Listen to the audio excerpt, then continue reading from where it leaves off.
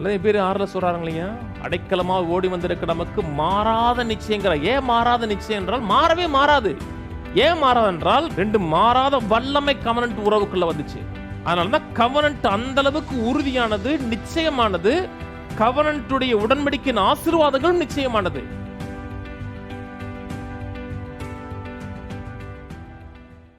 ஏழாவது வசனம். பின்னும் அவர் அவனை நோக்கி, இந்த தேசத்தை உனக்கு சுதந்திரமாக கொடுக்கும் பொருட்டு உன்னை ஊர் என்னும் கல்தேயருடைய பட்டணத்திலிருந்து அழைத்து வந்த கர்த்தர் நானே என்றார். அதற்கு அவன், கர்த்தராகிய ஆண்டவரே, நான் அதை சுதந்திரித்துக் கொள்வேன் என்று எதனால் அறிவேன் கேட்கிறான். இதை நான் சுதந்திரிப்பேன் என்பதற்கு என்ன சூரிட்டி? இப்போதான் உடன்படிக்கை இனாகிரேட் ஆகுது.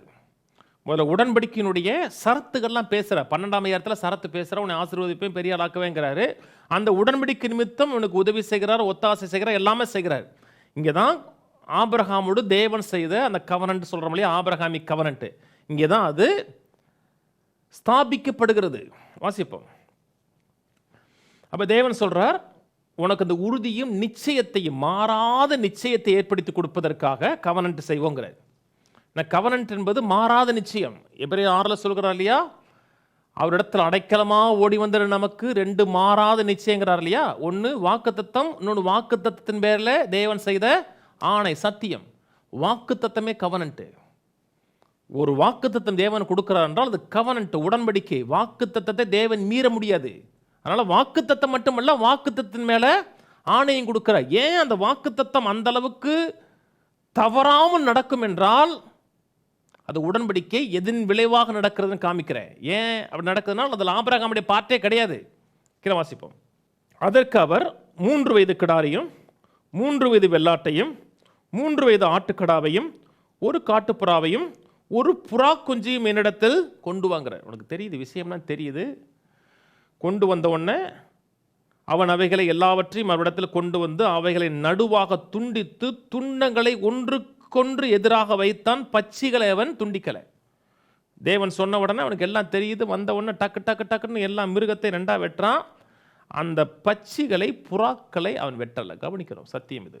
அந்த 3 வயது கிடாரி, 3 வயது வெள்ளாடு, 3 வயது ஆட்டுக்கடாங்கிறது இயேசு கிறிஸ்துடைய பூமி வாழ்க்கையை குறித்து பேசுகிறது. 33 வயதில் தான் மரிக்கிறார். 3 வருஷம் ஊழியம் செய்கிறார். 3.5 வருஷத்தில் தான் அவர் மரிக்கிறார். அந்த பூமி வாழ்க்கையை குறித்து பேசுகிறது. அந்த நடமாடும் மிருகங்கள் அனைத்தும் இயேசுடைய மாம்சீகத்தை குறிக்கிறது. அந்த காட்டுப்புறாவும் புறா குஞ்சும் இயேசுடைய தெய்வீகத்தை குறிக்கிறது. சிலுவையில் இயேசுடைய மாம்சத்தில் நமக்கு வேண்டிய பாவமும் பாவத்துக்குரிய தண்டனையும் விழுந்தது.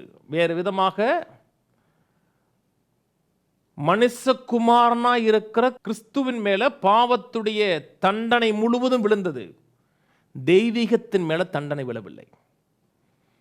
பாவத்தை மனிதன் சுமக்கலாம், தெய்வம் சுமக்க முடியாது. தெய்வத்தை விட்டு தெய்வம் கட் பண்ண முடியாது. இயேசுக்கு உள்ள இருக்கிறவர் தெய்வீகமானவர். என் தேவனே என் தேவனே ஏன் என்னை கைவிட்டேன்னு சொல்லும் பொழுது இயேசுடைய ஹியூமனிட்டி, இயேசுடைய தெய்வீகம் ஒரு நாளும் தேவனை விட்டு கட் பண்ணப்படவே இல்லை. பலியை நிராகரித்தார் தேவன் சிலுவையில், குமாரனை நிராகரிக்கல. சிலவர் பலியாகவும் இருக்கிறார், அதே நேரத்தில் குமாரனா இருக்கிறார். அந்த ஆடுகள் வெட்டப்படுகிறது, புறா குஞ்சு வெட்டப்படவில்லை. ஏனென்றால் புறா வானத்தில் பறக்கிறது. வானத்தில் பறக்குன்னா மேலிருந்து வந்தவர்.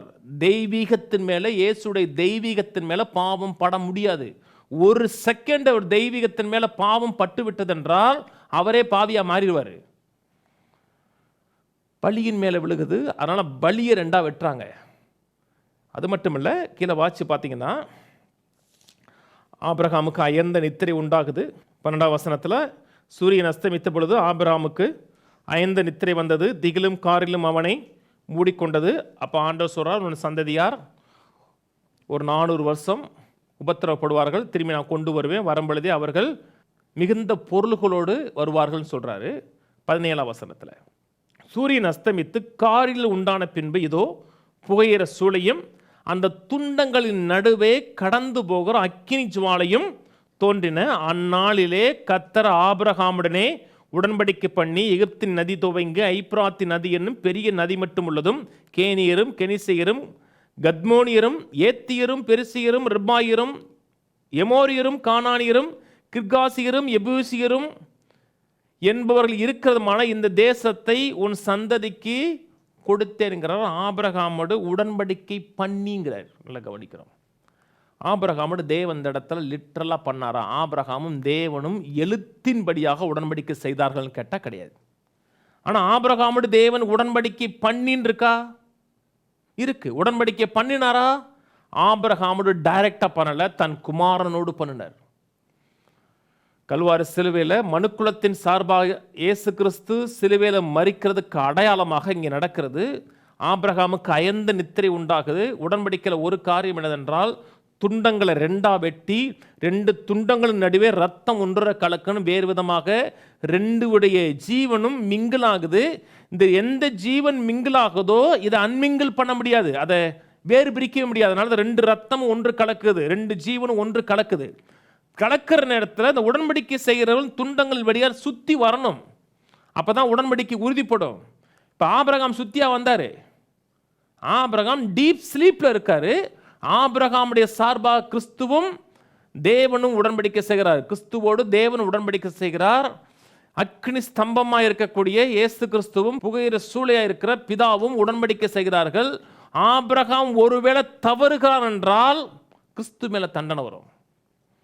ஆபிரகாமுக்கு தண்டனை வரவே வராது. ஆபிரகாம் தவறுனான், ஒவ்வொரு முறையும் தவறுனான். ஃப்ரம் த பிகினிங்லேருந்து ஆண்டவர் சொன்னான், தகப்பனையும் தாயை விட்டு நான் காமிக்கிற தேசத்துக்கு போன. தகப்பனை விட்டுட்டு வானாரு. வரும்போது தகப்பனை கூட்டிட்டு வந்தார். அது மட்டுமல்ல, லோத்தை கூட்டு வந்தார். அது மட்டுமல்ல, 2 தடவை பொய் பேசினார், கொடூர போய் பேசினார். ஆண்ட ஒரு நிமிடம் கூட ஆபிரகாமை தண்டிக்கவே இல்லை. ஏன் தண்டிக்கவில்லை என்றால் ஆபிரகாம் நிமித்தம் பலி கொல்லப்படும். இன்னைக்கு நம்மோடு தேவன் உடன்படிக்கை செய்திருக்கிறார் இல்லையா? இந்த உடன்படிக்கையில் ஒருவேளை நீங்கள் பாவம் செய்கிறீர்கள், தவறி விட்டீர்கள் என்றால் தேவனோடு உங்களுக்கு இருக்கிற உடன்படிக்கை கேன்சல் ஆகவே ஆகாது. நீங்கள் தவறிட்டீங்க, சரியாக நடக்கலை, கிறிஸ்தவ வாழ்க்கையை சரியாக வாழலை, அப்படித்தான் வாழணும்னு சொல்லலை. ஒருவேளை வாழனா கூட உங்களோடு தேவன் சிலுவையின் மூலமாக ஏற்படுத்தியிருக்க உடன்படிக்கை கேன்சல் ஆகாது. ஏன் ஆகாதுன்னா, இது உங்களோடய நடக்கலை, உங்களுடைய பிரதிநிதியாக இருக்கிற கிறிஸ்துவின் நிமித்தம் நடந்தது. இதில் உங்களுடைய பார்ட் என்ன? விசுவாசித்து பங்குதாரனா மாறினீங்க. எப்போ இந்த உடன்படிக்கை உங்களோட வாழ்க்கையில் என்னோட வாழ்க்கையில் கேன்சல் ஆகும் என்றால், விசுவாசிக்காத பொழுது. நான் இயேசுவை விசுவாசிக்கலை, இயேசுவின் மேலே என் பாவங்கள் தண்டிக்கப்படலை என்று புது உடன்படிக்கையின் ஆசீர்வாதத்தை விசுவாசிக்காத பொழுதுதான் உடன்படிக்கை கேன்சல் ஆகும். வேறு விதமாக இயேசுவை தெய்வம் இல்லை என்று சொல்லும் பொழுது தான் கேன்சல் ஆகும். அதுவரை உடன்படிக்கையின் உறவுக்குள்ள தான் இருக்கீங்க. அல்லது பேர் 6ல் சொல்கிறாங்களே, அடைக்கலமாக ஓடி வந்திருக்க நமக்கு மாறாத நிச்சயங்கிற. ஏன் மாறாத நிச்சயம் என்றால் மாறவே மாறாது. ஏன் மாறாது என்றால் 2 மாறாத வல்லமை கவனன்ட் உறவுக்குள்ள வந்துச்சு. தேவன் மாறாதவர், நான் கர்த்தர் மாறாதவர். வேதம் சொல்லுது இயேசு கிறிஸ்து நேற்றும் இன்றும் மாறாதவர். 2 மாறாதவர்கள் உடன்படிக்கை உறவுக்குள்ள வந்தார்கள். அதனால தான் கவனன்ட் அந்த அளவுக்கு உறுதியானது, நிச்சயமானது. கவனன்ட்டுடைய உடன்படிக்கையின் ஆசீர்வாதங்களும் நிச்சயமானது. இது உங்களை பார்த்து என்ன? இந்த உடன்படிக்கையில் விசுவாசிக்கணும், அவ்வளோதான். விசுவாசிக்க அந்த நிறைவை, இந்த சம்பூர்ணத்தை, இதனுடைய சகல பரிபூர்ணத்தை உங்கள் வாழ்க்கையில் அனுபவிக்க முடியும்.